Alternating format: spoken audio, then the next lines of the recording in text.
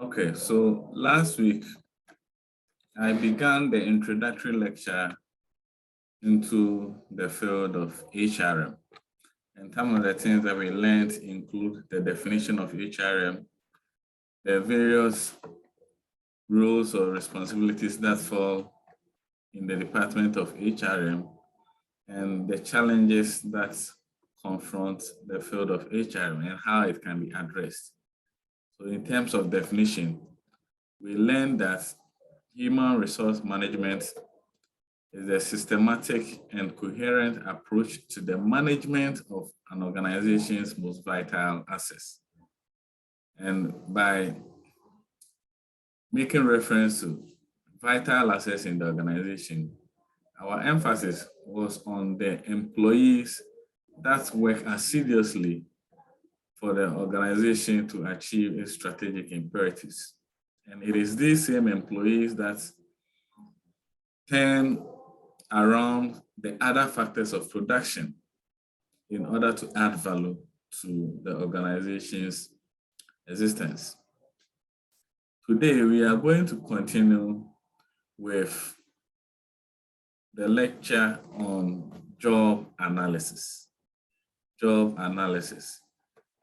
And by the end of the lecture, it is expected that students will be able to define what job analysis is and also indicate some of the uses of the information that we derive in the course of conducting job analysis. So when we conduct job analysis, what benefit will it be to the organization as a whole? Then we will also look at the methods that one can rely on to collect job analysis information. And some of these things, I'm sure you might have learned it in your other courses, such as Introduction to Psychology, but our main focus over here will be on how a job analyst can rely on such research tools to gather information. Then we will also look at the two main end products of job analysis. In fact, when we get to level 200 thereafter, you will be, by that time, you should be ready to understand the complexities that go into conducting job analysis. So at that point, you will learn that job analysis information can be used to execute three things, not two, which include job description, job specification, and job evaluation.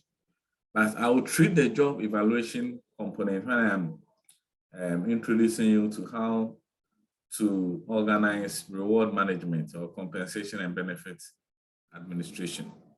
Then right after that, we will also look at job design and specific methods that we can use to design the workplace.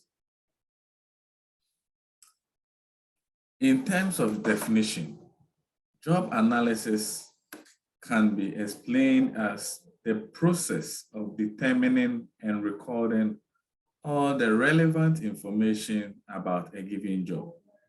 And what are these relevant information? It includes the task that is involved in the execution of a particular job, the knowledge, skills, and abilities that one must possess to be equipped in performing the job, and the responsibilities or duties that are attached to a given job. So anytime a job analyst tries to gather information about a given job in terms of how the job is performed, why it is performed the way it is performed, who is a suitable candidate to perform the job, when it is performed, and so on and so forth, then we are trying to do what we call job analysis. Job analysis can equally be defined as the process of studying and collecting information relating to the operations and responsibilities of a specific job. So it is the same thing that I indicated earlier on, which has been put differently. Essentially, job analysis seeks to gather information about a job. And this information includes how the job is performed, so operation-wise, and the categories of tasks that can also be performed as far as the job in question is concerned. So essentially, job analysis and the resultant information that is acquired through the analysis process helps an individual to differentiate one job from the other. So on what basis will we say the job of an accountant is different from the job of an engineer when they are all working in the same organization? It is the job analysis which will supply us with adequate and quality information, which will demarcate what goes into the profession of accountancy and what also goes into the profession of an engineer. And this information will even help us to also know the background of these professions, so that when you are, for instance, embarking on recruitment and selection, and there is the need for you to hire an accountant, you will not be using information which is relevant for a profession like human resource manager or maybe a public relations officer to be recruiting that of an accountant. All this information will be deduced from job analysis.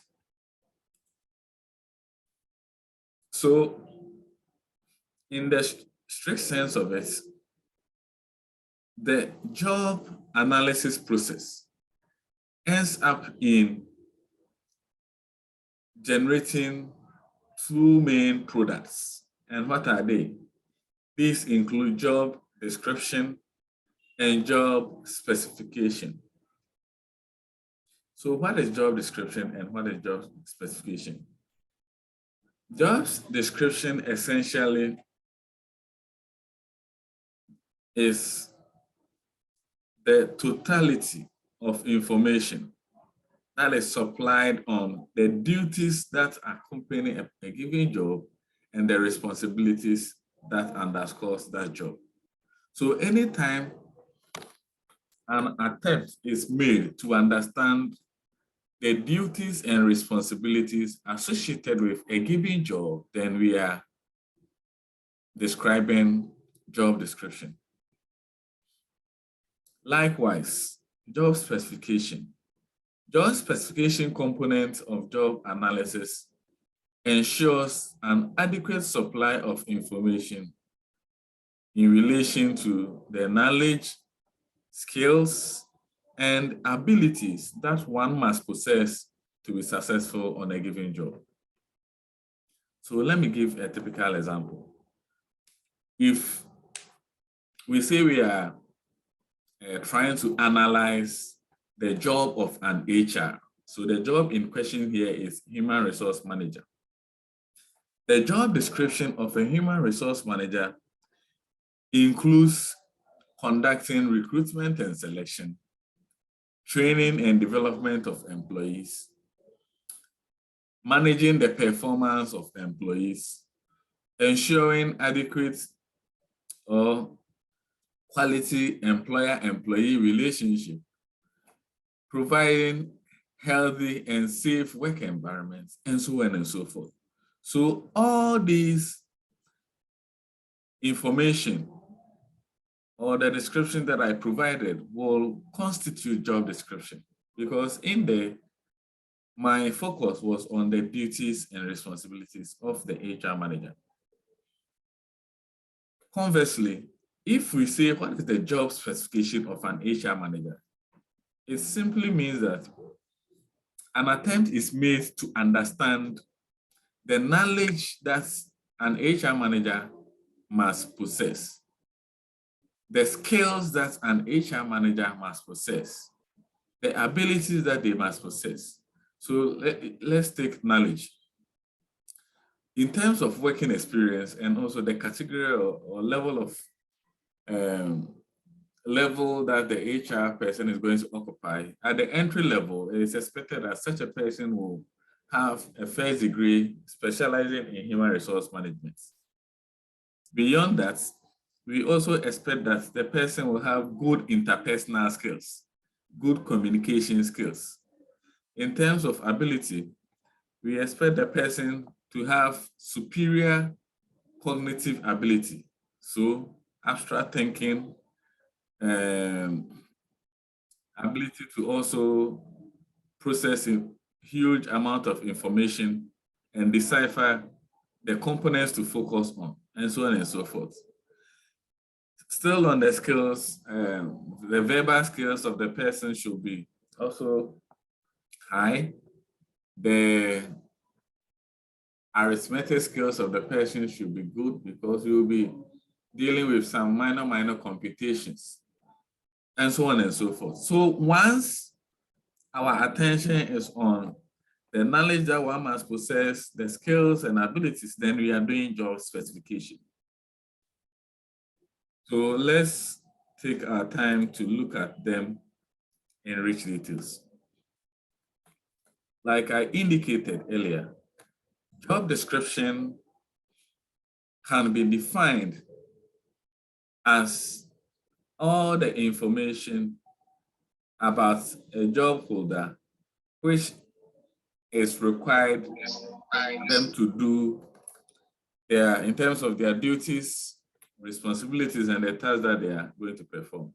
So any information that is generated in relation to the duties, responsibilities, or the task of a given job, then we are talking about job description. Explained differently,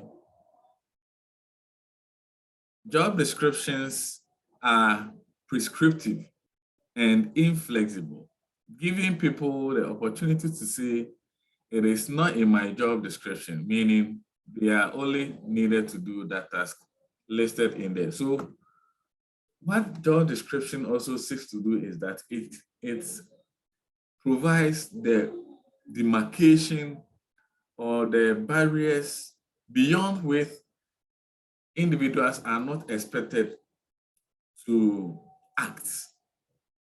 So if we say the job description of an accountant is to prepare the income and expenditure accounts or the financial records of an organization, then it means that if you task this accountant to go and perform the work of a public relation officer, the person can draw your attention that because it does not fall within my job description, I am going to decline to perform such a task. And this is particularly important because every individual in the organization have their own areas of specialization, their strengths and their weaknesses.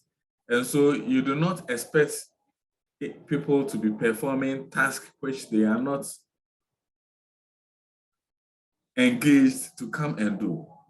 So the job description will give you a clear understanding of what goes into the duties or responsibilities of a person. So it is more concerned with the task than the outcomes. When we say the task, it means that the main duties, the outcomes of those duties may mean that the results that they will be generating may become an input for another department. So an example is that the preparation of income and expenditure accounts or the final accounts of an organization by an accountant. Such information can be used by the HR manager to decide whether they can recruit more people or reduce the number of people that are currently in the organization. Because this financial position will help us to know whether we have the financial muscle to bring more hands on board, particularly if this has been requested by another department. So job description is a written statement that defines the duties, relationships, and results expected at of anyone in the job. Okay. Now, job specification.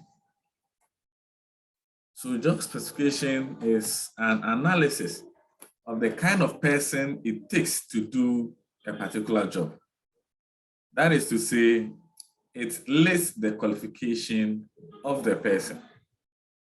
And by qualification, we are typically referring to the educational background that the person must have, whether an SHS certificate will suffice to be successful on the job, or maybe a higher one like first degree, master's degree, and so on and so forth. In some jurisdictions, it may even go a long way to specify the professional bodies that you must be a member of. It also includes desirable amounts of previous work experience that one must have. So that is why when you look at some job advertisements, they specify that to qualify or to be shortlisted for the job, you must have worked maybe 2 years. You must have 5 years working experience or 10 years working experience, depending on the position that we are trying to fill or the vacuum in the company that we are trying to fill. The specific skills. So these skills could be communication skills or verbal skills, arithmetic skills, and health considerations. Health considerations in the sense that the physical nature of some jobs require that you have to be physically strong so that the job does not take you to your grave. In the same vein, health considerations are also important because the nature and the environment within which one may be working may not be favorable to people with health challenges such as asthmatics, rheumatism, and so on and so forth. That is why some of these health considerations may also be necessary. So that if maybe you are an asthmatic, then you may not be shortlisted as a qualified candidate to work in a cement manufacturing company because that environment will always be covered in not only dust, but maybe some other toxics which may be unhealthy to your health and well-being. So that is about job specification. Any questions so far as the distinction between job description and job specification is concerned?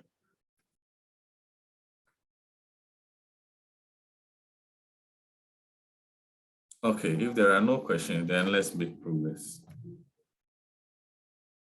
So what is the relevance for conducting job analysis in a given organization, or what benefit does the organization seeks to achieve when they conduct job analysis? The conduct of job analysis, according to research and practice, facilitates proper publicity of job vacancies. And when we say it facilitates proper publicity of a vacant position in an organization, it means that it supplies the HR department or the department in question the information that must go into a job advertisement, whether in a newspaper, on their notice board, in their website, or maybe as one of the news items on a radio program or on television. So if the time is right for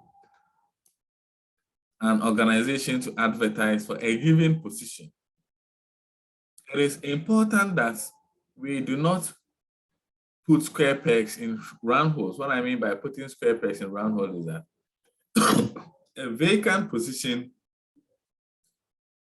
will require that we fill it with the qualities of the previous person who was occupying it. And this previous person, ideally, it must have been someone who contained what it takes to succeed on the job. So if by any reason we are trying to fill this gap, it is imperative that we also hire someone with the right qualities. And how do you do this? In the creation of your adverts, you will need to put certain key informations about the suitable candidates you are looking for in terms of the level of education that they must have obtained, the amount of work experience that they must have obtained, whether they must, if the job requires that the person may be using the company vehicle from time to time, then you put in there that the person should have the ability to drive. If the job requires that the person must be an IT literate person, then some knowledge in IT softwares here and there will also suffice. So all those information will be provided through the job analysis so that we can do a proper advertisement. Now, another reason why we need to conduct job analysis is that it will supply us with relevant information that can be used in deciding selection of tests to be administered during the selection of the selection of suitable job applicants. So what I mean here is that when individuals tender their application for a position in an organization, we also need to conduct some tests. So it's, in fact, in some situations, it may be a series of tests. And these tests are cardinally expected to ascertain whether the people that we are going to select have what it takes to be successful in the job. And what I mean by having what it takes is that we want them to demonstrate to us whether they are knowledgeable about what they are applying for. So these tests could be psychological tests, aptitude tests, work sample tests, and so on and so forth. So that if we administer an aptitude test and we are asking you simple questions about the work that you are going to do and you are struggling to give us the right answers, then it will signal that we have to be mindful about who we are getting into. So if we are, for instance, recruiting an accountant, the sort of questions that will be on the aptitude test will be different from, let's say, when we are recruiting someone to be a security man for a company or a public relations officer or a marketer. So every job will have some focal tests that we need to run in order to determine the suitability of a job applicant. And that information will come from the job analysis. Then it will also facilitate purposeful interview. And what I mean by purposeful interview is that when you are interacting with the job applicant to determine their suitability for the job, there is the need for you to ask relevant questions that relates to the job that they are going to do. And so if you do not have this information from the job analysis, then you may be handicapped. And when you are handicapped with the sort of questions that is expected to be asked, it means that you may end up asking questions that may not border on the profession in question. So job analysis will give you all that information. Then it will also facilitate appropriate medical examination. So like I mentioned earlier on, certain professions require one to be using their physical strength, whereas others dwells more on the mental strength. So if the job is physical in nature and the environment may also pose hazards to individuals that have allergies to certain kind of chemicals, then the medical examination reports will help us know who is suitable and who is not suitable. And all this information will be derived from job analysis, because in there, the job analyst will derive knowledge that maybe an asthmatic person is not suitable for a job offer in a cement and I say oil and gas industry. Or maybe someone who is a sickler may not suffice to be a crane operator or work in the engineering industry, and so on and so forth. Scientific selection, placement, and orientation. So the job analysis information will also help us not to only know the test to use, but also how to administer the test during the selection process and how to place such people. Placement in the sense that when you hire people on the basis of certain qualities and work experience, it is expected that you align them with departments that require such knowledge and experiences. And during orientation to it will also, the job analysis information will help you to know what you need to add on as you indoctrinate them into the organizational culture. It will also facilitate scientific promotions and transfer. Now, employees become motivated and satisfied when they realize that we are using a fair basis to decide who needs or who gets promoted and who gets transferred to a particular department. And job analysis will supply you with information that if someone is able to attain a certain level of experience in the company and educational background, then they also qualify to be promoted for specific positions in the company. In the same vein, the job analysis information will indicate the knowledge and skills that is accompanied by any given job, so that if you have some departments where you are short-staffed, you can easily rely on this particular information or knowledge to transfer people from departments that are maybe overstaffed to other departments where their skill sets will be required.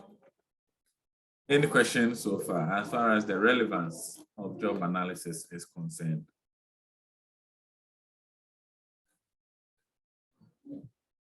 All right, let's make progress. Now we are going to look at the methods that one can adopt to collect job analysis information. I started by indicating that job analysis seeks to gather all the pertinent information about a given job in terms of how it is performed, why it is performed, the way it is performed, who gets to perform it, and the knowledge, skills, and abilities that this individual must possess. So how do we get all this information? We can get it by adopting any of these 4 methods. In fact, there are more than them. There are more than 4 methods, but at this level, I am going to introduce you to just 4. These methods include observation, particularly unobtrusive observation. Interview, conducting interview with the job incumbents or the individuals that work in the organization. Questionnaires, administration of questionnaires to the job incumbents, and the use of logbooks or diaries. So we are going to take them one by one. The first method of collecting job analysis information, which we are going to use, is interviews.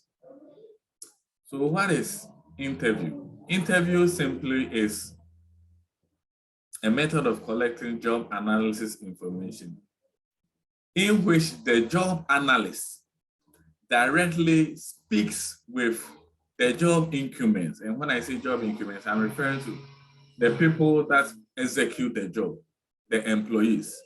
So the job analyst interacts and communicates directly with the job incumbents.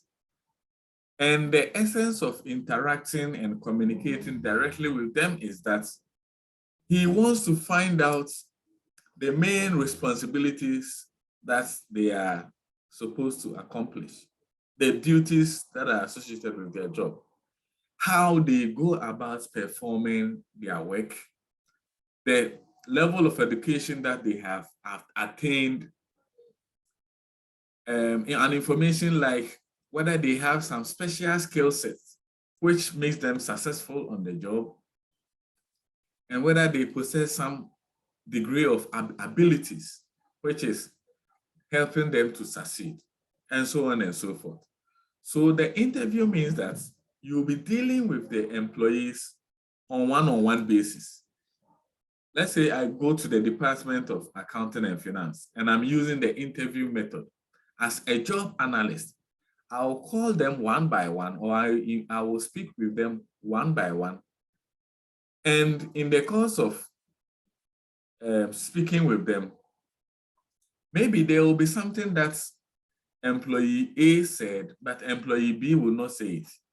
And employee C may be also giving me rich information. So we usually use interview method to interact and intercommunicate with key stakeholders such as the job incumbents or the employees, technical experts. And these technical experts are people that are knowledgeable about the job that you are, the job in question, then the supervisors of that particular department. And by interacting and communicating with these individuals, one after the other, you'll be supplied with wealth of information which can help you to understand why the job is performed and who is a suitable candidate to perform that job.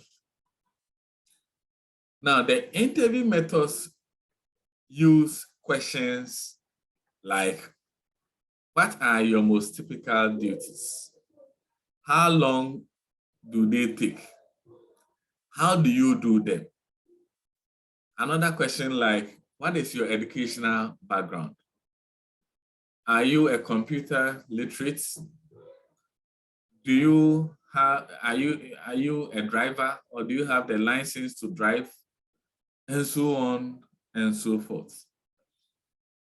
And these questions are usually written on what we call an interview guide. An interview guide. So before you go to the job incumbents, the technical expert or the supervisors, you must have your questions properly captured on the interview guide.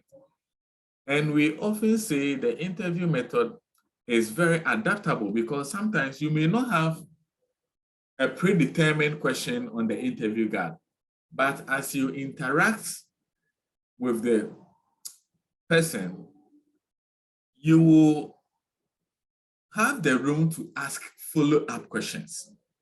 And because of this flexibility, we say the interview method is very, very adaptable or flexible. A major advantage that has been advanced on the part of the use of interview methods is that because you deal with the person or you interact with them face to face, you are able to get access to non-verbal cues. In other words, you can easily observe the facial expressions of the person you are communicating with. You can also pay attention to their body language to see whether they are comfortable or not comfortable with a particular question you have asked. And that will tell you whether they are telling you the truth or they are making something up. So that is a plus or an advantage of the interview method. But a disadvantage or the cons is that people may misrepresent or exaggerate their job. Now, this is particularly important because when the individuals you are interviewing do not actually understand what you are going to use the information for, they may end up bloating the importance or the relevance of their role in the company. So they may end up providing misrepresentative or an exaggerated job portfolio to you. Another disadvantage is that because the job analyst will have to be dealing with each employee on one-on-one basis, it will end up taking a lot of time, especially if you are dealing with a department or individuals that are talkatives. They may end up giving you a lot of irrelevant information, maybe about their family problems that they are facing, marital issues that they are having, and maybe problems that they are having in the company, which is irrelevant to the questions you are asking. So it is time consuming. It will also supply you with huge amount of information that may take forever for you to analyze and make meaning out of. So that is a disadvantage. Any question on the interview method? I will advise you that later on when you are watching the video or you are reading the slides, you make your own notes out of it, because when you are asked to explain, for instance, the interview method, I expect you to articulate it clearly and use the right choice of words in a coherent manner. So the slides may not be enough. I expect you to take your time, watch the video again, or read the materials I've given you in order to represent the notes, in order to have your own notes that are self-explanatory. Now let's look at the questionnaire or inventory method. Sampana, Ernest. Hello, Ernest Sampana. Good morning, sir. Good morning. Do you have a question? Sir, please, I would want to know. I want to find out. Yes, please. Go on with your question. I would want to find out if an HR person can conduct a job analysis to a job incumbent without the expert on the field, like an HR person, he alone or she alone. Example, an HR person conducting a job analysis to an engineer without the expert, the person, the engineer, some of them, those that they have the skill. Is it possible for an HR person to conduct such a job analysis to a job improvement in that on that field without an expert on that field? Okay, thank you very much for the question.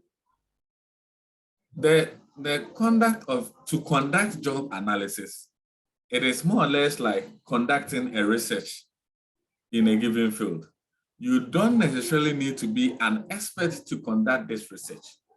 So what you need to do rather is that in order to ask right questions after designing your interview guide, or after putting together the questions that you are going to ask, let's say, an engineer, as an HR, you can show it to someone who is already in the field of engineering to give you feedback that this particular question may make sense and this one may not make sense. So you need to ask it in a particular manner. So the answer is that yes, an HR person can conduct job analysis in a field that do not even require the role of an HR over there. Sampana, is your question answered?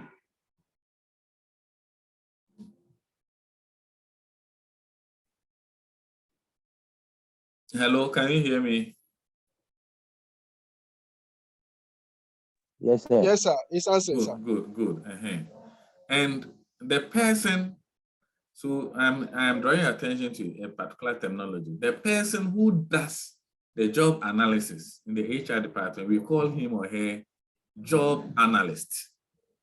So the person is called job analyst. Okay.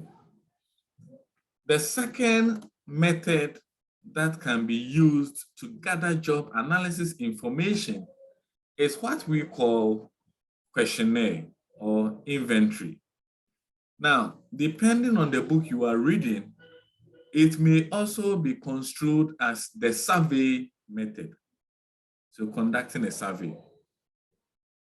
Now, research indicates that the questionnaire method is also highly subscribed after,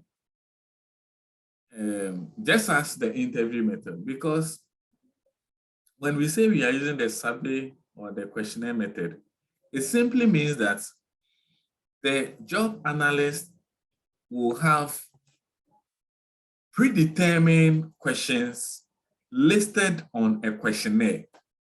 And I hope you all understand what a questionnaire is. It's just a paper, a sheet of paper that contains a number of questions.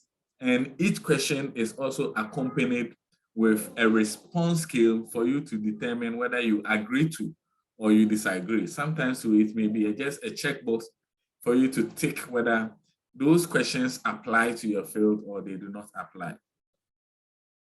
So as much as possible, the questionnaire lists many job characteristics or activities that are relevant to the job in question. That is the job that we are trying to analyze. And it requires the job incumbents to rate in terms of frequency and importance how applicable it is to the job in question. And it is usually adopted, or it is useful when one to compare multiple jobs. So if you want to compare maybe the job of an accountant with that of an HR person, because you are asking a huge amount of, you are asking several questions across this job, across these different jobs, you will end up having wealth of information about the true nature of each of them. And a typical example is the position analysis questionnaire. So when a job analyst is using a position analysis questionnaire, he's essentially trying to understand what that position adds to an organization. And this is how it looks like. So the position analysis questionnaire may have, for instance, 4 questions. And each of these questions is accompanied, it needs to be rated with these rating skills. So can you see my screen? Yes, sir. So let's use this as an example. The position analysis questionnaire usually comes with, some of you have your microphone. Benjamin, turn your microphone off. Typically, the questionnaire will have an instruction that is expected to guide the employees that are filling it to know what they are supposed to do. So the instruction will give them a whole overview of the essence of collecting this information, so that if they have their own perceptions, which may be negative, then it can be corrected. So it has an instruction component, and it also comes along with a skill. And this skill is the basis that will be used to rate how relevant a given question is to the job you are performing or not. So the skill may be ranging from does not apply to be very substantial, or it may be ranging from strongly agree to the question or strongly disagree. It may also be ranging from more applicable to less applicable. And this scale will be followed with specific questions. These questions, it could be as many as 100, and it could be as less as maybe 20, depending on the job that we are trying to analyze.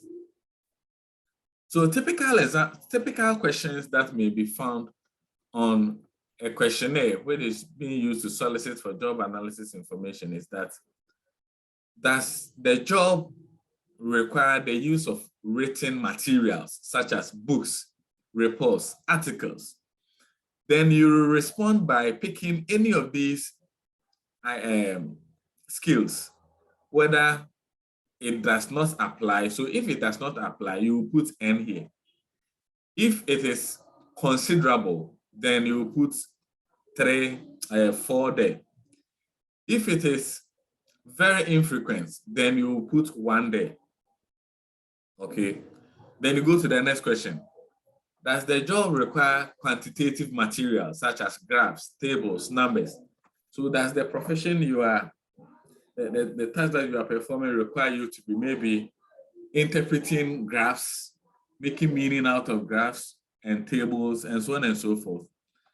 If it is true about your profession, then you write very substantial. That is 5. You write 5 over there. And if it does not apply, then you put N over there. If it applies, but it is not frequently, then you put 1 over there. Now, another attribute of the questionnaire method is that because we have predetermined questions and these questions are accompanied by a scale on a written paper, it can be distributed to large categories of employees at a go. In other words, if we are trying to analyze a particular job in a big organization, I would say the interview method will mean that despite the quantum of people that are available, you have to interview all of them one by one, and that may take time. But the questionnaire method, you can print it out and distribute it to all of them at a go. So which means you can reach large amount of employees.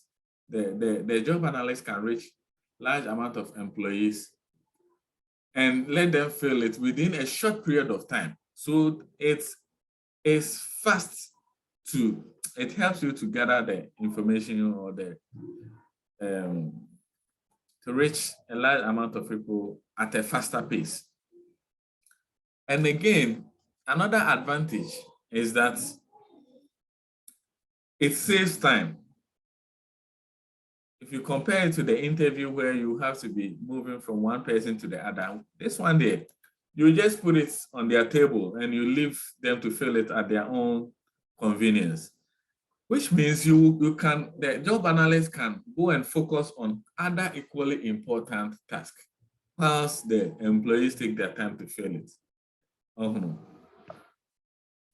And a major challenge or drawback associated with the use of the questionnaire method is that because the job analyst may not be present to give feedback, or if you like, clarifications to certain questions that are not clear, the job incumbents or the supervisor who is answering it may answer it wrongly. And maybe there is a particular question on the questionnaire or instrument which is not clear. If the job analyst were to be standing before the person, follow-up questions for clarification, but on the man, so in that regard, the person will be taking the answers based on how they understand it. And that can be dangerous because it may be giving you misleading feedback as far as the job in question is concerned. Any question on the use of questionnaire method or the survey or inventory method?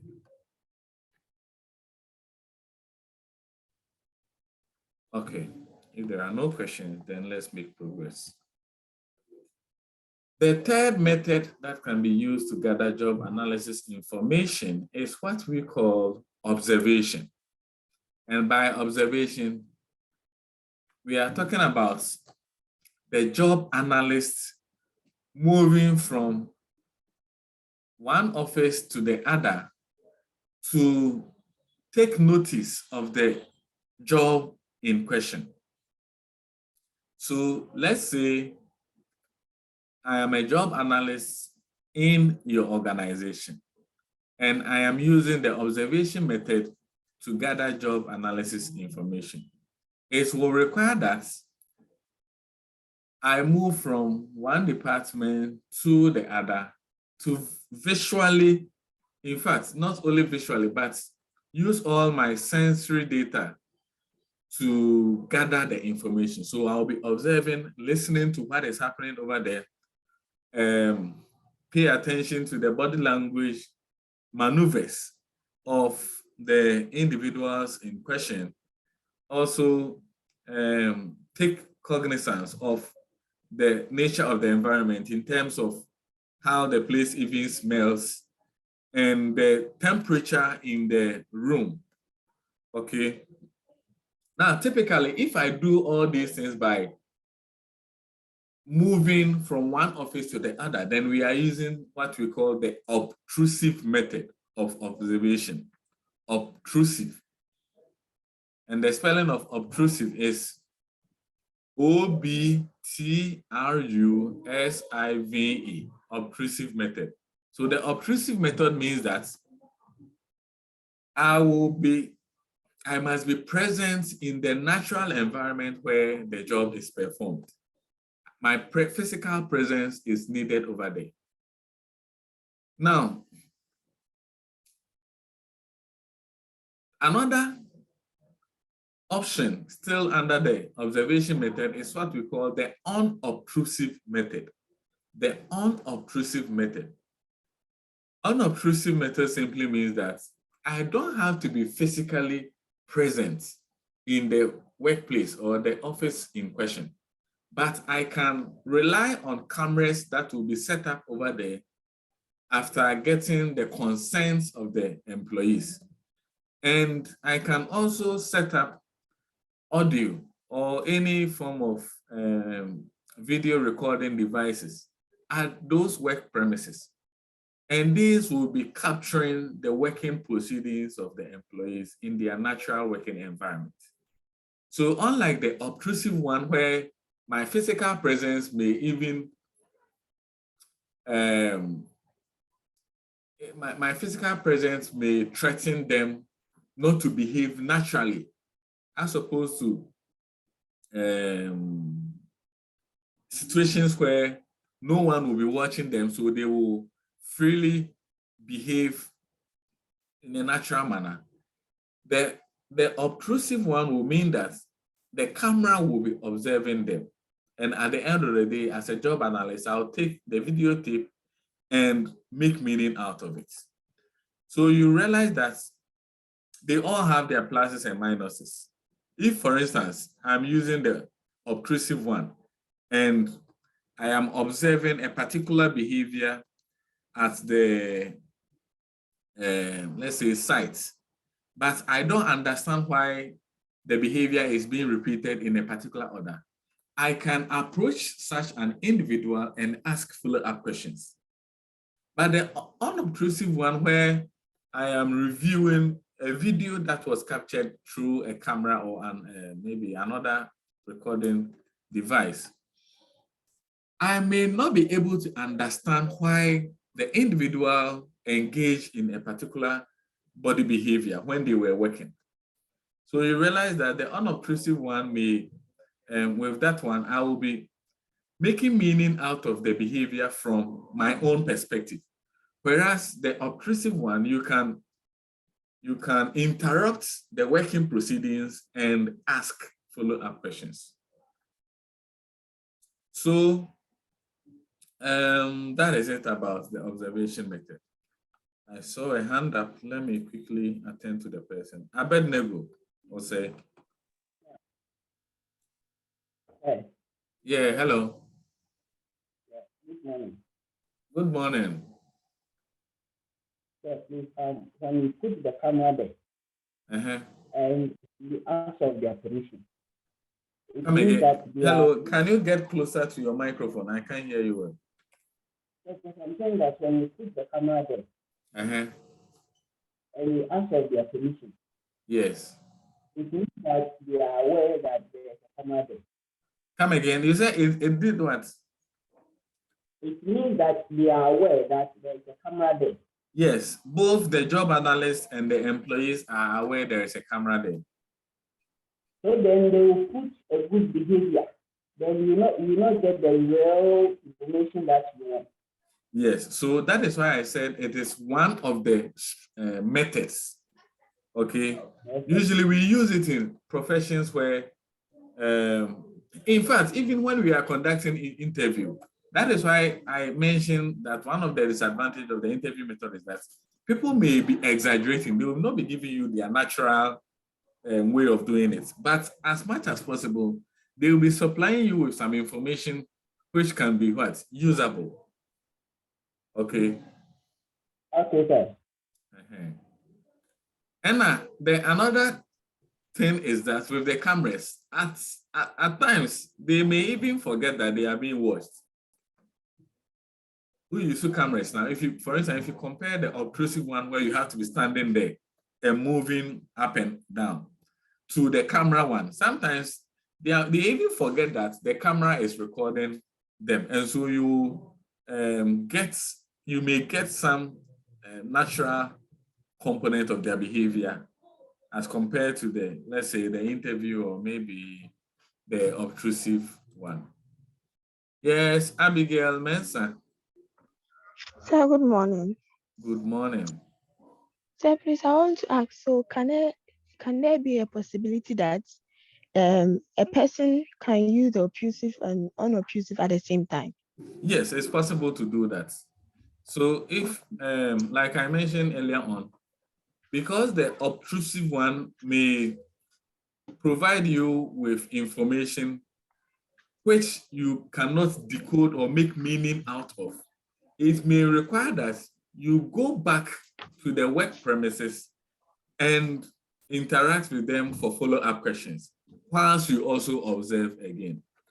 So depending on the luxury of time you have at your disposal, you may decide to start with maybe the camera and go beyond it to physically observe them.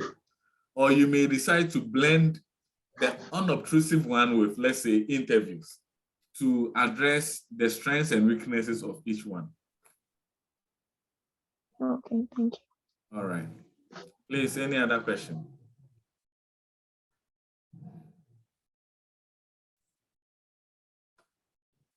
Then let's make progress.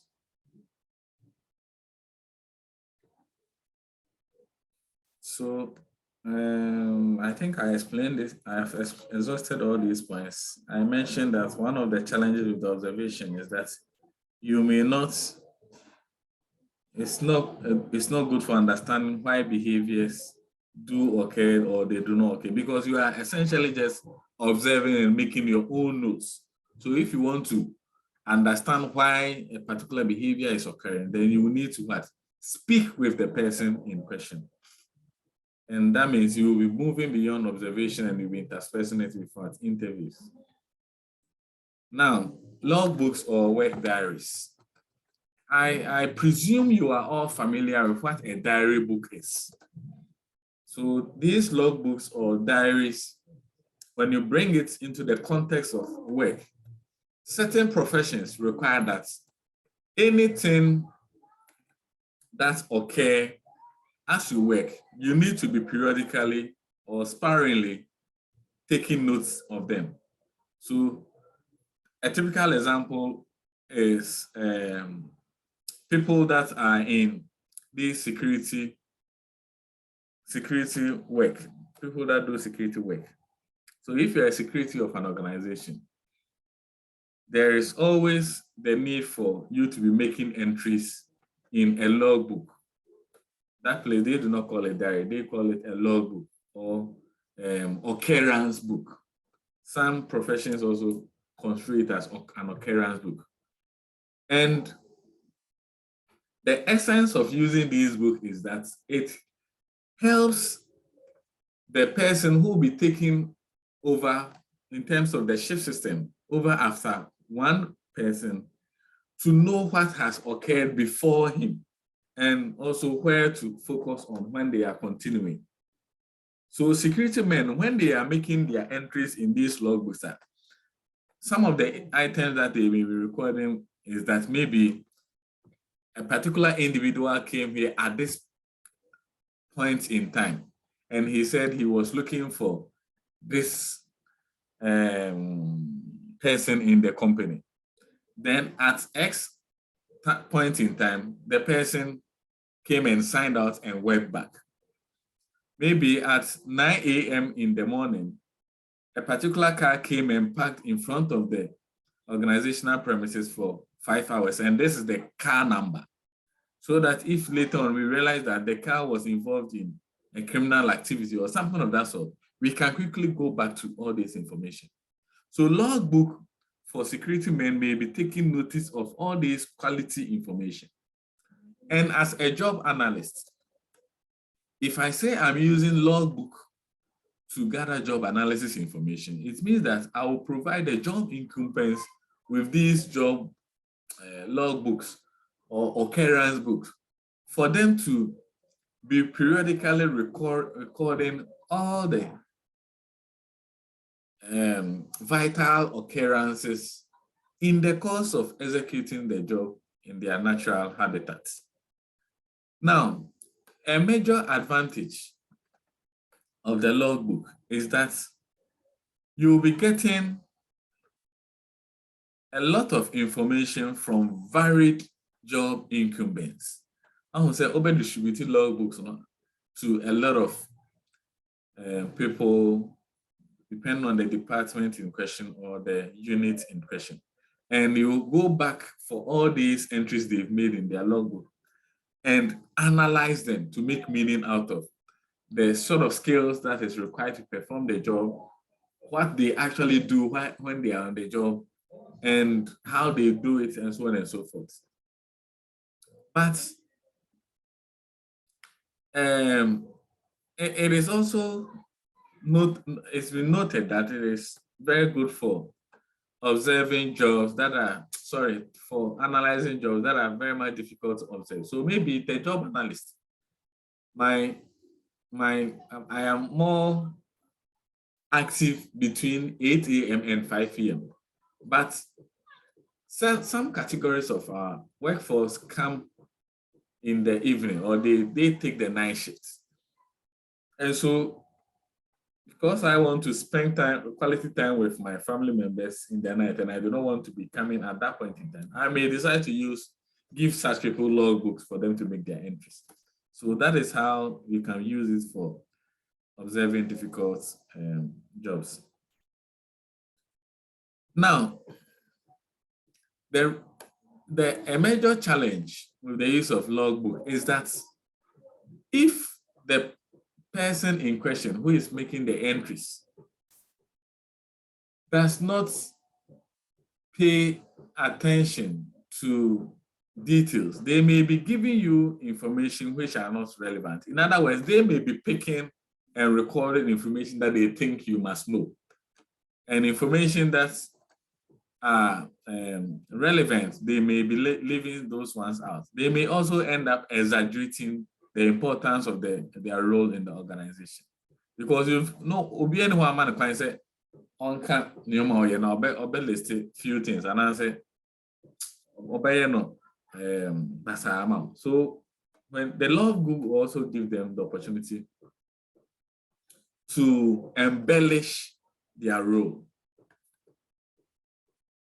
And it may also end up giving you a lot of variations in the things that people put up. You may even end up having voluminous information that you cannot make sense out of. But it is one of the strategies that we can adopt to gather job analysis information. Please, any question on logbooks?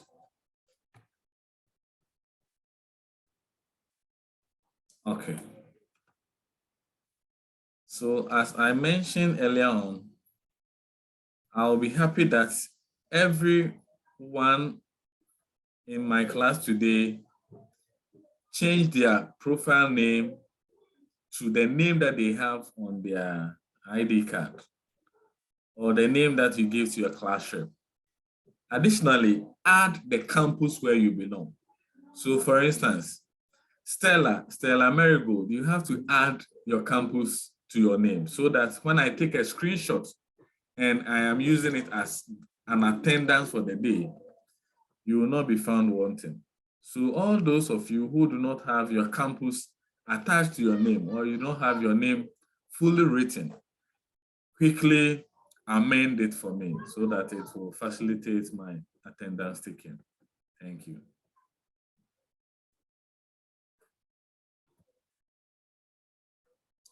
We are moving on to another subtopic, which we call job design.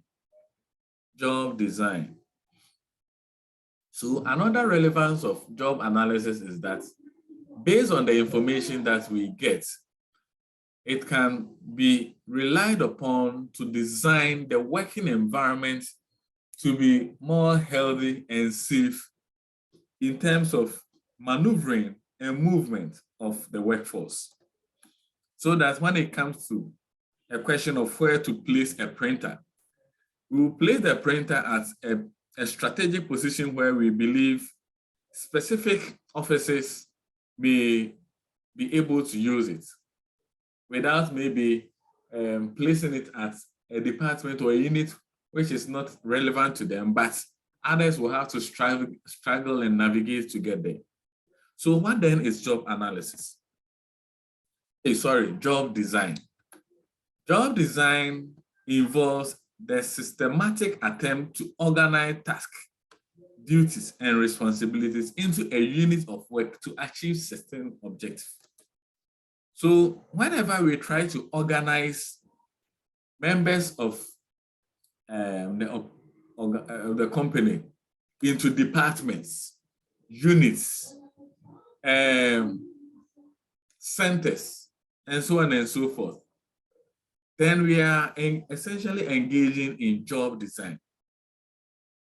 So it is the rationale behind the rationale behind job design is the reason why you have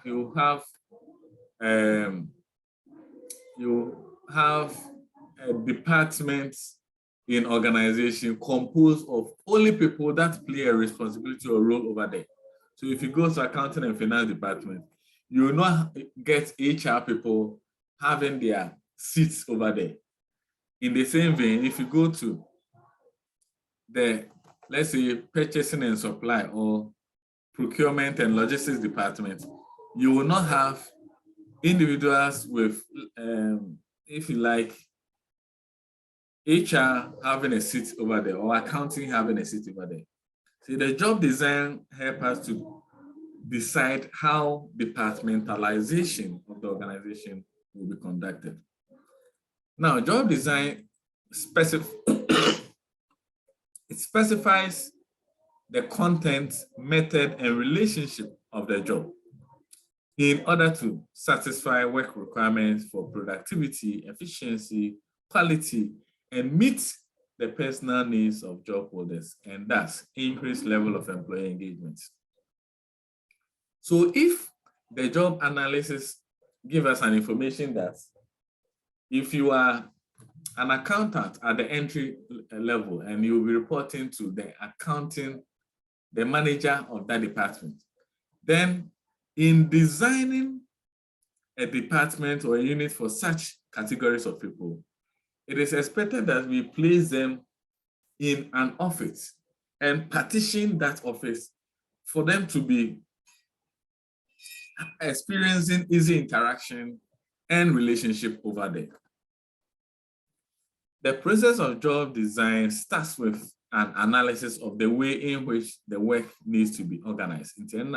We can discuss it as job analysis, and what work therefore needs to be done, the tasks that have to be carried out if the purpose of the organization or an organization unit is to be achieved. So essentially, the information we'll get from job analysis will be used to design the job in terms of what tasks are supposed to be done, how they are supposed to be done, how many tasks are done in terms of the quantum, and in what order they are supposed to be carried out.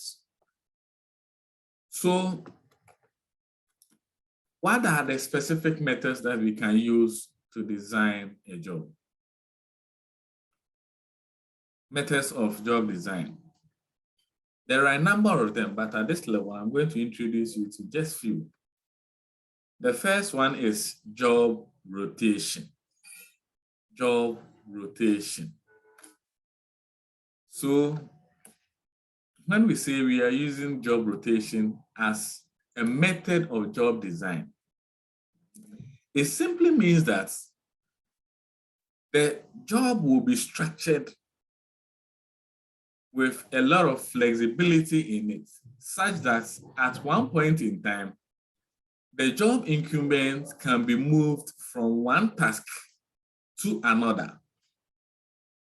I'm saying it again. When we say we are using job rotation as a method of designing a job, it simply means that the job is deliberately structured to have in it much flexibility, so that at some point in time, the job increments will be moved from one location to the other, particularly to increase task variety and also reduce boredom.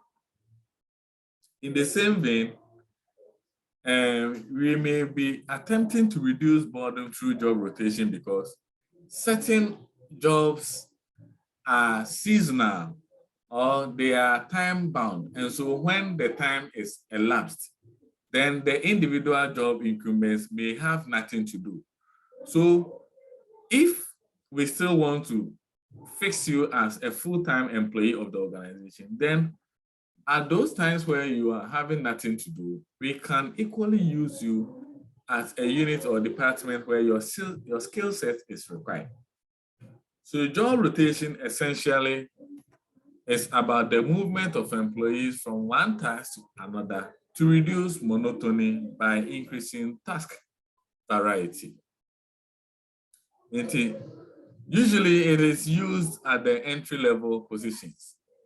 The presumption is that if at the entry level you have a bachelor's degree in business administration, irrespective of your area of specialization, you are expected to be able to carry out certain tasks that may not necessarily be your area of specialization, because you have a fundamental background in business administration. And don't forget, when you get into the company too, you are given sufficient orientation and onboarding experience. And all these will readily prepare you when you are moved around. The next method is what we call job enlargement. Okay, I can see some hands up. Emmanuel also Yeboah. Ima. Yes, sir. Go on with Sir, your question. is there any difference between reshuffle and job rotation? Okay, so in reshuffling, what happens in reshuffling is that reshuffling is done within the same department. When we say we are doing reshuffling, usually it requires that if previously you were responsible for instance, recruitment and selection, and we say we are doing reshuffling, we have to give you something that will still fall within that particular department. In the public sector, they may apply reshuffling in the sense of job rotation. When I say they may apply reshuffling in the sense of job rotation, they may move you from a particular one department to another department, which was not the department you were initially assigned to. But if we are analyzing it from the angle where you must have the requisite background to be successful at that new portfolio you are being given, then you can construe it as reshuffling, but also what? Job rotation. So it depends on the wavelength with which you are analyzing it. And I almost say in reshuffling, no, when you are moved from point A to point B, the point B becomes your permanent portfolio. But in job rotation, it could be that within the same day, you are moved from the front desk. Let's assume in the banking premises. On say usually after 3 p.m. or 4 p.m., they will close to the public. Now, when this time is ripe, you can be moved from the front desk where you were acting as customer relations officer to another desk where maybe you'll be assisting with the counting of money. Oh no, that would be a typical example of job rotation. But on say we are not when we say reshuffling there, you are the stress center, you're moving from one portfolio to another, and you'll be permanent on that portfolio for a quite number of time. There was another hand we Abednego. Yeah. Uh-huh. So are we trying to say that we can move somebody from the HR department to the accounts department? Maybe the HR department, after recruiting people and they don't have much work to do, we send them to the accounts department. Can you repeat your question? I didn't hear the departments you were talking about. Yeah, I'm saying that can you move somebody from the HR department to the accounts department? Maybe the HR people, after recruiting people and there's no much work to do. Okay. I get your question now. Okay, I get your question now.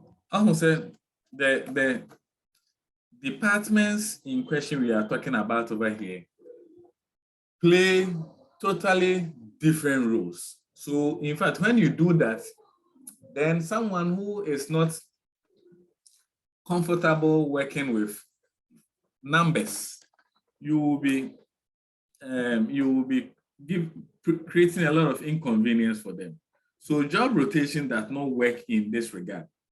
It's when we say we are using job rotation, you have to rotate the person from one portfolio to another where their skill sets can be applied. And typically we use it in professions where like an assembly line. And I say, let's take the processes that one goes through before we can say we have a finished product for a mineral water. Once a mineral water, before we get the final product, it may start with the molding of the bottle. And one person may be doing it. Then the filling of the water or liquid into the bottle and putting the cork on top. Then others may be also responsible for putting the labels around it. Sarah banana label, no, it comes with, and so someone may be responsible for that. Another person may be responsible for putting them in boxes. Another person may be responsible for maybe sealing the boxes. So when we say we are using job rotation as such an assembly line, it means that maybe after molding the bottles and you have nothing to do, but there is a lot of work to be done at the sealing of the boxes or maybe the filling of the bottles, then you join your colleagues over there. Is it clear? Yes, sir. Yes, sir. But in some situations, particularly if we are preparing someone to become the manager of a company, and we believe that the person must have better knowledge or understanding of what maintains in all other departments, we can equally use job rotation for them to understudy these departments we are talking about, not necessarily to go and work there, but to have a fair knowledge of what they do in there, so that when you eventually emerge as a manager and they are presenting you with their problems, you will be able to understand where they are coming from. Is that one too clear? Yes, sir. Good. Yes, sir. Job enlargements. As the name suggests, in job enlargements, we are essentially trying to combine tasks or duties that were previously separated from each other into a single job. And the essence of doing this is that it has gotten to the point in time in the life of the employee where they have mastered the task. And so the quantum of job they are doing is not challenging enough. So in order to get them more engaged, you now increases their workload. When you do that, we say you are doing job enlargement. So it means that you are combining previously fragmented tasks into one job to increase task variety and meaning of repetitive work. So this assembly line assembly making. Ebiana ofa obi from. The person's sole responsibility was to be molding the bottle. But you have realized that he has mastered the task. He is now an expert of molding the bottles. And so a job that normally should have been done maybe within 5 hours, the person is now using 2 hours to do that. So when we say you are using job enlargement in such a situation, it means that then you will be adding that once the person has completed molding of the bottles, then you continue with filling them up, and so on and so forth. So in the strict sense of it, job enlargement leads to what we call horizontal loading, because we are adding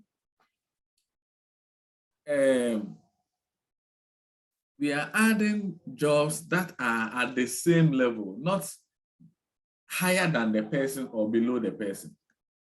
So if, for instance, the job in question is at the entry level, then we will not be adding the job of your supervisor to your work, and answer the job of your subordinate to your work. So it is always at the same level. We add something that is supposed to be performed by maybe a colleague at the same level to your job to make it a little bit challenging.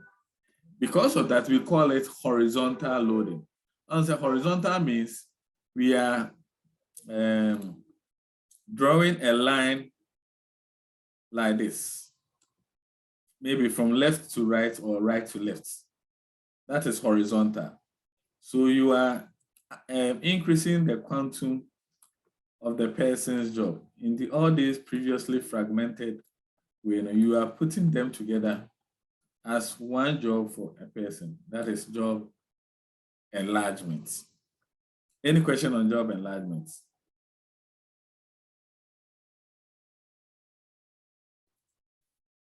Now, okay, hey, I've seen some hands up. Abigail Mensah. So, sir, please, can it be that with an example like someone who fills the bottle in an industry, a mineral water company, and also someone who gives its package. Yeah. So with the one who fills the bottle with the water, if there is no job there, then you shift the person to a place where they will wrap or package the bottle. Okay, so when you say you shift the person, then you are talking about job rotation.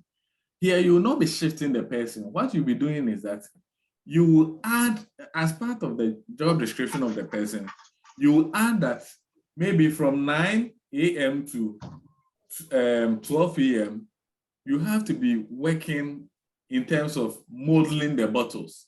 Then between 12 to 4 p.m., you have to be working on packaging the mineral water. So it becomes a continuum. What you saying? Okay. So I want to ask another question. So Hey. with the Uh-huh. so with the timing that you have given to that particular person, now so the both of them will work together, or still they will be in a separate department? Okay, so it all depends on the way the unit has been structured. If the unit has been structured in such a way that these additional responsibilities that you are giving to the person can be performed at the same place where he was doing the initial one, then why not? It can be carried out in that regard. But if it cannot, then it means the person may have to be moving about a little bit. Okay. Sampana, is that a new hand or an old hand? Okay, let me go to Peter Abroka because sir. he has not spoken. Peter, are you there? Sir, yes, sir. Go on. Sir, I wanted to know if with job enlargement, does it comes with a change in salary or maybe an increment in salary? So typically, job enlargement does not come with an increment in your salary. So what it means is that the company may be attempting to rationalize, to make, and I say to secure their profits. So when they usually do job enlargements, they don't increase your salary. It's an additional responsibility that can be considered when the time is ripe for you to be promoted. Oh, okay. Thank you, sir. Yeah, in Primpin, when a person's job is enlarged, they initially do not welcome it wholeheartedly because they feel say, but the same amount of money in Obinya. But the reason why we tend to enlarge people's job is that if you are hired for the first time, the level of experience that you'll be coming with may not assist you to achieve a certain quantum of operation. So from time to time, as you master it, then your real job description will be given to you. So these days, when we are carving out the job description of employees in terms of their employment contracts, we indicate all these things to them that after working for a particular number of years, we expect you to have achieved certain expertise, and for that matter, these new areas will be introduced.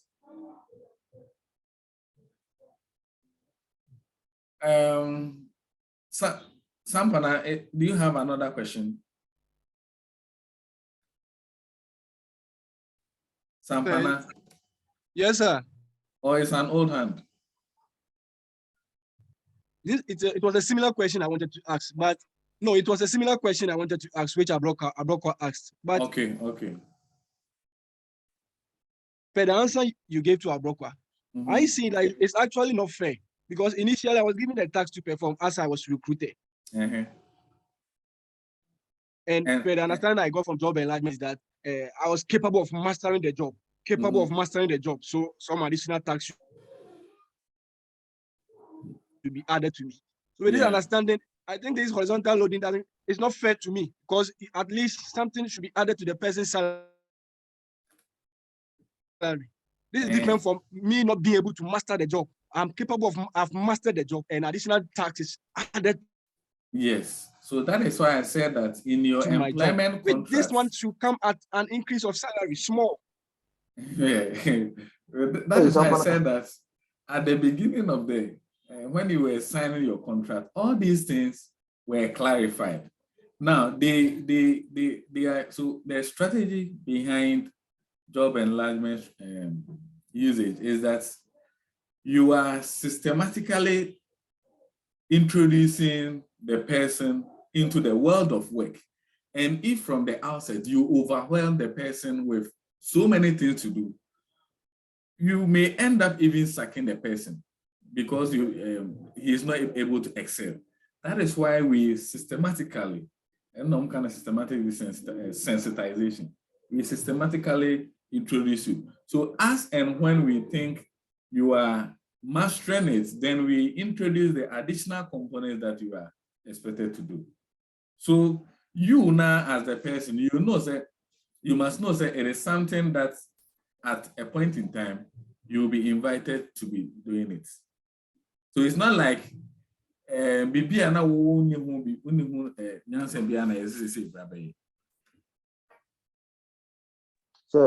please, so in this case, meaning the company is benefiting from, like they giving you the opportunity to learn something, and they are also benefiting from the opportunity. Exactly, yes. So if you compare it that way, that from the outset you were hired, they did not overwhelm you, and now that they think you are becoming an asset, they are introducing the additional part. It's a fair game. It's not an unfair treatment. It will be unfair if in the initial way that you are struggling, they sack you. That one would have been unfair because they've not given you the room to even hit the ground running. And so please, when this happens and there is no increment in salary, look at you just look at how Sampana is behaving. If you are the manager of such a company and you have an employee like this, and then he is maybe having such grievances, won't it result to a decrease in his productivity? So it all boils down to the contract you signed, the contract that you appended your signature to. If they have this clause in it that from their experience, if they roll out all your duties for you, you are likely to fail, and that may even dampen your morale. So for that reason, they are systematically introducing you to the aspects of the job until a point in time where you have mastered it. And you also say, fine, I agree to it. You have appended your signature. So on what basis will you now be saying that, because I was doing just X and Y, why are you now bringing the Z? So if you do not agree to all these things, then you don't have to sign the contracts. Now, by saying that, because you are given an additional responsibility, and for that matter, it will dampen your morale and affect your performance. There is also an aspect of assessment that we call performance appraisal. So if you are appraised and the reasoning for your non-performance is attributed to some of these things, then it means that you were not committed from the outset. And if it continues, you may be putting yourself up for sacking, because we pay employees for their contribution to success and not on the basis of maybe their mere qualification and now say they are loafing around in the organization. And if it is your own company you are running, you always want to make sure that at any point in time, individuals are contributing to the organization's success. Abednego, is your hand still up? Yes. Hello? Yes. Come again, or it was an old hand? No, I wanted to add a little to it. Okay, so go on. Yes, I got a job. And the manager said that he will be paying me 800. Okay. And he said that like he will be doing this side business and all that. And any work has to do. So any work has to do is there. That one, you don't know that work. So it was captured in the contract that any other way may be added to. Yeah. Okay. So that any other work has to do, you don't know that work. So if you accept it, then you do other work. Yes, and it could be anything. Anything at all. Yes. Yeah. Okay, I get you too. Frederick Saki. Yes, sir. And sometimes we even add it to our CVs too, that we are ready to perform any other task we are given. Especially Yes. when the job is very, very scarce. Yes, yes. Just a minute, okay, maybe. I'll be with you in about a minute, why, maybe.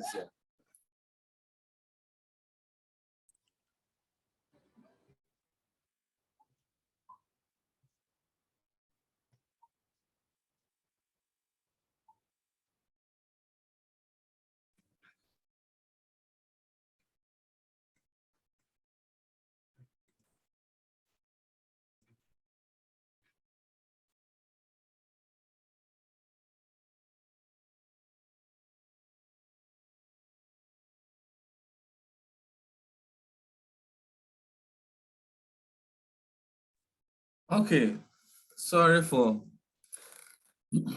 the breakup. I will even entreat you to go and re-examine the contracts that you signed with your employers. You'll be finding some of these clauses, and they can always use it to, they kind of say, when they want to say they are doing enlargement. Now, let me also talk about job enrichment. Job enrichment. So, the job enrichment goes beyond job enlargement, because that one, the rationale behind it is not only to put together previously fragmented tasks into one job, but to also offer autonomy and responsibility to a given job. And so what happens is that when we say we are enriching a given job, we are putting together bits and pieces of task, and we are also granting the individual an authority over that particular portfolio.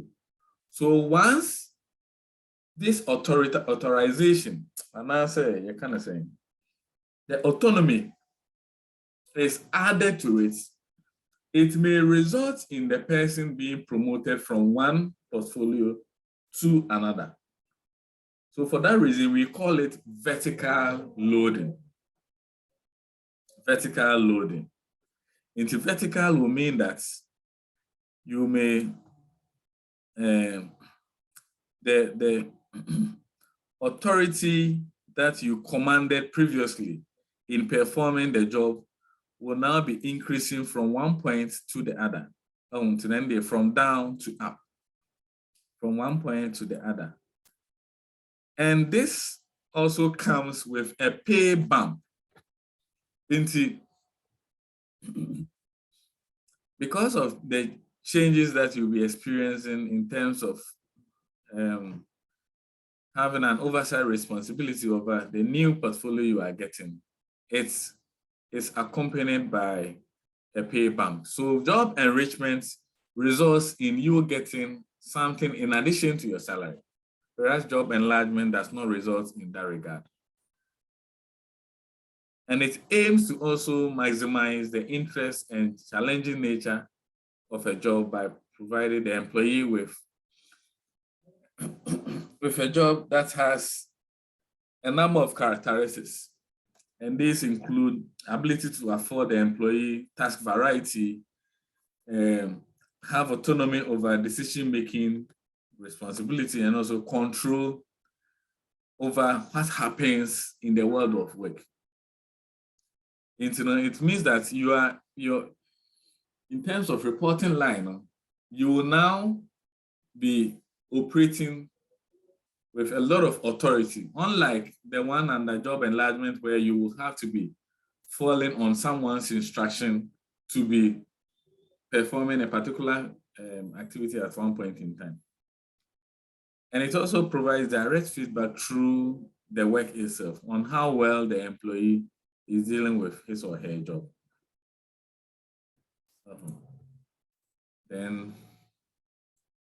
So these are strategies that target individuals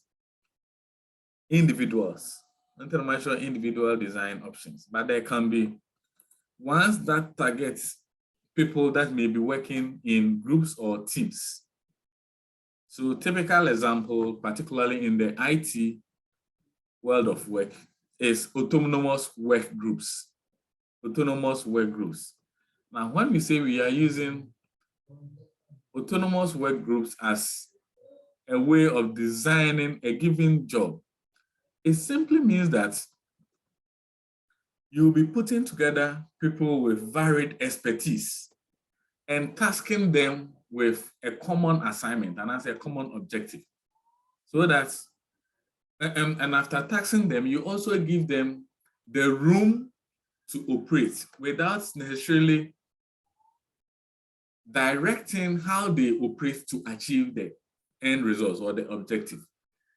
And I'm saying this is characterized in the IT world of work because if you take, for instance, Facebook and as a Google, they have a lot of autonomous teams that are always working assiduously to churn out how their products can be improved through the updates. It's anytime you see that there is an updated version of their software, it means that one of these autonomous work groups that are working for the company have come out with an initiative that can be adopted by these software agencies to apply.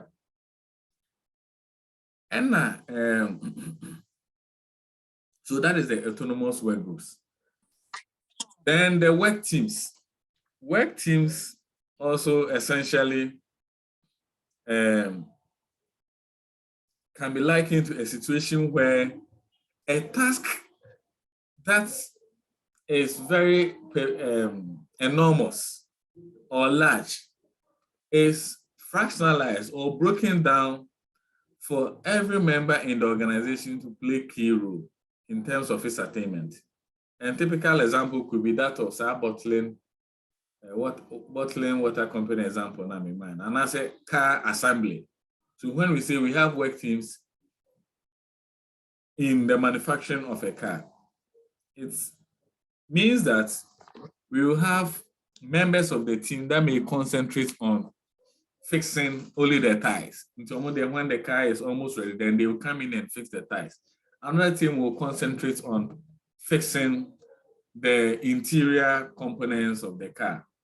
Others will come and fix maybe the lighting and other fixtures, and so on and so forth, until the work is completed. So this means that the success or failure of the team is dependent on their final output, which is the production of the car or the boxing of the mineral water. Until they get to that point in time, if we finish only the interior and exterior and we are not able to fix the tire, then we cannot say that the job of the team is done. Oh no. Now, but the distinction between the work teams and the autonomous work group is that, unlike the autonomous work group where they operate with their own, if you like, autonomy and as an operation, they set their own timelines as to when they can complete it. With the work teams, they work with a rigid timeline and they also have to operate according to the expectations of their employer. But the autonomous ones, they usually have to be, we say because of the autonomy they've been given to operate, they may be doing things by thinking outside the box. And so it may not be consistent with the laid out protocols that they usually go through to get things done. Any question? Abednego. Yeah, please, I was asking that the work team, is it the same as division of labor? So you can say work teams is division of labor. Okay. Yeah. So in that team, everyone plays a cardinal role. And so now the objective can be attained. Any other question?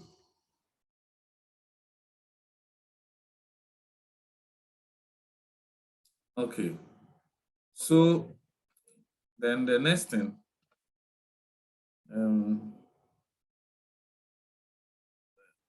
what are the overall goals of job design? Why do we even design job in the first place?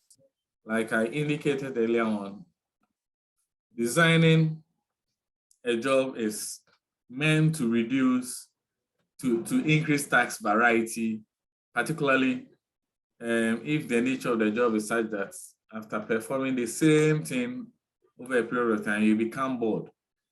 Then the job design may come in as a way of introducing some variety in the way it is performed.